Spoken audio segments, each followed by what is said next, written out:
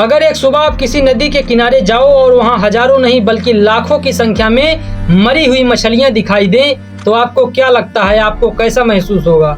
ऐसा ही हुआ है गुजरात के रामसर झील में, जिसमें बहुत सारी मछलियाँ, ऐसा बताया जा रहा है कि लाखों की संख्या में मछलियाँ मरी पाई गई। इन मछलियों के मरने का जो असली कारण था वह है पानी में ऑक्सीजन की कमी, बढ़ता हुआ प्रदूषण, टेम्परेचर में हुआ अचानक बदलाव, अचानक बढ़ता हुआ तापमान। यह पहली घटना नहीं है, देश के कई राज्यों में ऐसी घटनाएं हो चुकी हैं। केरल में कई बार कई जिलों में हजारों मछलियां मरी पाई गई, जिसे केवल और केवल एक कारण था, तापमान में वृद्धि, ऑक्सीजन में कमी और बढ़ता हुआ तापमान। ये बढ़ता हुआ तापमान किसी को नहीं छोड़ेगा। मध्य प्रदेश और कर्नाटक में बहुत सारी मछलियां मरी हुई दिखाई दी। कोई घटना एमपी में हुआ, कोई कर्नाटक में, कोई केरल में, लेकिन सबकी केवल एक और एक वजह थी, वह थी तापमान में बढ़ोतरी, ऑक्सीजन में कमी। तो यह क्लाइमेट चेंज आज के समय की सबसे बड़ी समस्या है, और अगर आज भी एक आदमी इसके बारे में नहीं समझ रहा है तो यह देश के लिए सबसे दुर्भाग्य की बात है। क्लाइमेट चेंज आज के समय में दुनिया की सबसे बड़ी समस्या बन चुकी है। बढ़ता हुआ तापमान, जमीन में पानी की कमी, लगातार कट रहे पेड़ आज के समय की सबसे बड़ी समस्या है। लेकिन दुर्भाग्य की बात यह है कि मीडिया और देश की सरकार इसके बारे में बात नहीं कर रही है, बात करना चाहती ही नहीं है। क्या आपने मोरबी ब्रिज कोलैप्स वाली वो घटना जो गुजरात में हुई थी उसके बारे में सुना है? 30 अक्टूबर 2022 को गुजरात के मोरबी में मच्छू नदी पर बना 143 साल पुराना सस्पेंशन ब्रिज टूट गया था। अब जब बात गुजरात की हो रही है तो इसके बारे में भी जान लो। यह 143 साल पुराना ब्रिज था। इस पुल के टूटने के कारण इस हादसे में 141 लोगों की जान चली गई थी। ये जो पुल था ये झूला पुल था, तो लोग दिवाली और छठ की छुट्टियां मनाने यहाँ आए थे और एंजॉय कर रहे थे। जब इसकी जांच शुरू हुई तो जांच में पता चला कि पुल पर बहुत ज्यादा लोग इकट्ठा हो गए थे और उनके वजन को ये पुल झेल नहीं पाई और पुल टूट गया। इस पुल की कुछ महीने पहले मरम्मत भी किया गया था। हादसे से सिर्फ 5 दिन पहले इसको खोला गया था लोगों के लिए, लेकिन पुल पर लोग ज्यादा इकट्ठा हो गए थे इसलिए पुल टूट गया। तो अगर आपके शहर में, आपके गांव में पुल पर मेला लगता हो तो साहब, पुल पर चढ़ने से पहले एक बार सोचना जरूर मोरबी ब्रिज कोलैप्स वाली घटना के बारे में। भारत में हर साल मानसून सिर्फ बारिश ही नहीं, लाखों करोड़ों किसानों की उम्मीदें लेकर आता है। लेकिन इस बार ऐसा सुनने में आ रहा है, मौसम विज्ञान ने बताया है, मौसम विज्ञान ने चेतावनी दी है कि इस बार एल नीनो के कारण कम बारिश होने की संभावना है। तो सरकार ने पहले ही नियम कानून बना लिया है। सरकार ने पूरे देश से 315 ऐसे जिलों को खोज निकाला है जहां इस बार कम बारिश होने वाली है।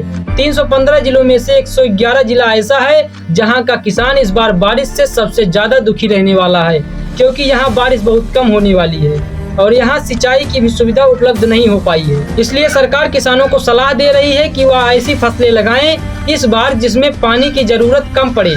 सरकार किसानों से दालें, मोटे अनाज और तिलहन जैसी फसल बोने को कह रही है, क्योंकि इसमें पानी की जरूरत कम पड़ती है। कहते हैं कि शादी इंसान के जीवन का सबसे खूबसूरत पल होता है, जब दो लोग एक नई जिंदगी की शुरुआत करने का सपना देखते हैं। लेकिन सोचो अगर शादी से पहले ही आपकी जान लेने की तैयारी चल रही हो और बाद में पता चले कि यह साजिश उन लोगों के द्वारा की जा रही थी जिस पर आप सबसे ज्यादा भरोसा करते थे। ऐसा ही हुआ है कुछ केतन अग्रवाल केस में। यही वजह है कि केतन अग्रवाल केस ने इस समय पूरे देश में बवाल मचा रखा है। केतन अग्रवाल एक पुणे के जाने माने रियल एस्टेट कारोबारी परिवार से जुड़ा हुआ 26 साल का लड़का था। सिया गोयल और केतन अग्रवाल की सगाई हो चुकी थी, घर में शादी की तैयारियां चल रही थी, परिवार भी खुश था। किसी को अंदाजा नहीं था कि कुछ दिन बाद ही सब कुछ बदल जाएगा या खुशियां मातम में तब्दील हो जाएंगी।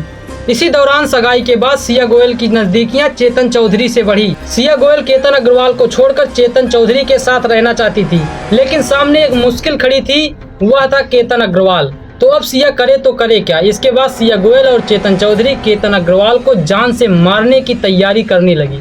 ऐसा बताया जा रहा है कि सिया ने कहा केतन से कि चलो कहीं घूमने चलते हैं। उसे महाराष्ट्र की सबसे खूबसूरत किला लोहागढ़ किला के पास ले जाया गया।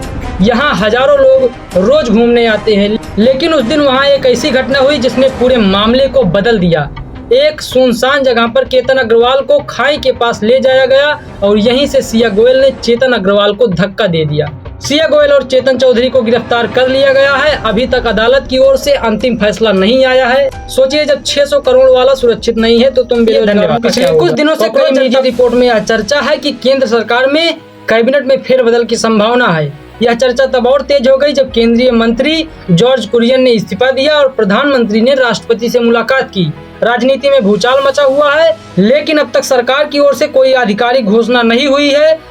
अगर आपको पता ना हो तो मैं बता दूं कि कैबिनेट में बदलाव क्यों होता है, तो मैं आपको बता दूं कि यह कोई नई बात नहीं है। सरकार समय समय पर अपने मंत्रियों का विभाग बदलता रहता है और नए लोगों को मौका देती है। इसके पीछे का कारण होता है कि कोई मंत्री अच्छा काम न कर रहा हो, या उसका काम कमजोर हो गया हो, या वो ढंग से काम न कर रहा हो, या जब सरकार को चुनाव वाले राज्यों में ज्यादा महत्व देना होता है तो सरकार नई योजनाओं के हिसाब से मंत्रालय में बदलाव करता रहता है। भारत में अगर दो नेता आपस में बैठकर 10 मिनट बात कर ले, सोशल मीडिया पर बवाल मच जाता है कि सरकार गिरने वाली है। अगर प्रधानमंत्री किसी से मिल ले तो ऐसा पता चलता है कि मीडिया में आज रात बहुत बड़ा धमाका होने वाला है, विस्फोट हो जाएगा, ये हो जाएगा, वो हो जाएगा। मजाक बना के रख दिए हो। मामला बस इतना है कि कैबिनेट बदलने की चर्चा चल रही है, मीडिया में बहुत सारी अटकलें हैं, लेकिन अभी पूरी तरीके से आधिकारिक घोषणा नहीं हुई है। हो सकता है कि इसी कैबिनेट के फेरबदल में शिक्षा मंत्री धर्मेंद्र प्रधान को शिक्षा मंत्रालय से हटाकर कोई दूसरा पद दे दिया जाए, लेकिन अभी तक कोई आधिकारिक घोषणा नहीं हुई है।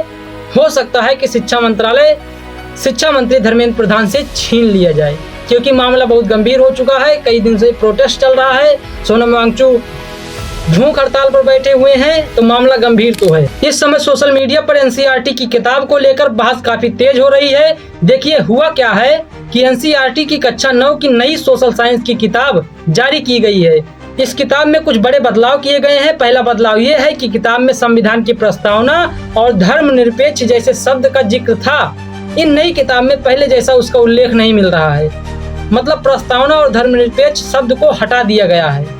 इस बात पर विवाद शुरू हो गया है। दूसरा बड़ा बदलाव यह है कि किताब में 1975 से 1977 की इमरजेंसी यानी कि आपातकाल पर एक नया अध्याय जोड़ा गया है। इसमें बताया गया है कि उस समय देश में आपातकाल लागू हुआ था और इसे भारतीय लोकतंत्र के लिए सबसे बड़ी चुनौती के रूप में समझा गया है। क्या इसमें मोदी जी का हाथ है? तीसरा सबसे बड़ा बदलाव यह है कि चुनाव प्रक्रिया और मतदाता सूची से जुड़े स्पेशल इंटेंसिव रिवीजन यानी कि SIR का भी उल्लेख जोड़ा गया है। विवाद इसलिए हो रहा है क्योंकि विपक्ष का कहना है कि किताब से प्रस्तावना और सेकुलर जैसे संदर्भ हटाना संविधान की भावना को कमजोर करने की साजिश चल रही है। सरकार और शिक्षा मंत्री का कहना है कि नई किताब राष्ट्रीय शिक्षा नीति यानी कि NEP और नए पाठ्यक्रम के अनुसार बनाई गई है। इमरजेंसी जैसे महत्वपूर्ण ऐतिहासिक विषयों को पढ़ाना जरूरी है।